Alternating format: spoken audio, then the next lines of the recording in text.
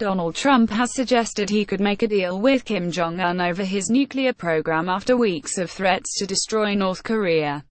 On his first day on the Korean peninsula, the president said the U.S. would use military force if needed but toned down his rhetoric, predicting that ultimately, it'll all work out.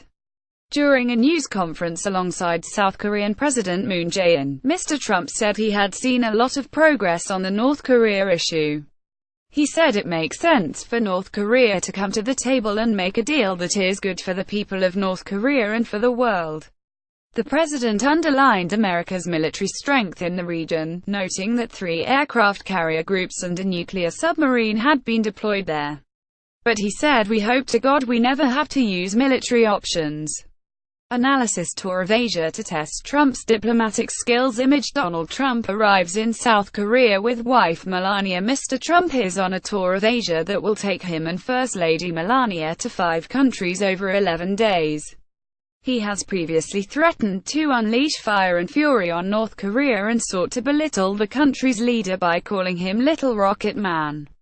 He said Mr. Kim is threatening millions and millions of lives, so needlessly, and that one of the main goals of his Asia trip was to secure help from countries like China and Russia to pressure Pyongyang into giving up its nuclear ambitions. Image The Trumps arrived in Japan amid much pomp and ceremony. Sky's Asia correspondent Katie Stallard said now that he is actually here on the Korean peninsula, Donald Trump's public comments have been notably more restrained. This is quite a departure from his statement just weeks ago that negotiations were a waste of time. After meeting senior military officers earlier, he said that it would all work out. Like it always works out, it has to work out. But of course, historically here, it has not always worked out. Mr. Moon said the 2 leaders had agreed to resolve the North Korea nuclear issue in peaceful manner that would bring permanent peace to the peninsula.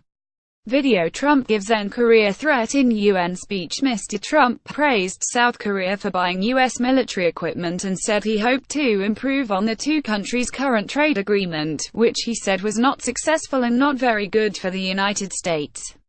Mr. Trump is skipping the customary trip to the demilitarized zone separating North and South, a pilgrimage made by every U.S. president except one since Ronald Reagan, as a demonstration of solidarity with the South.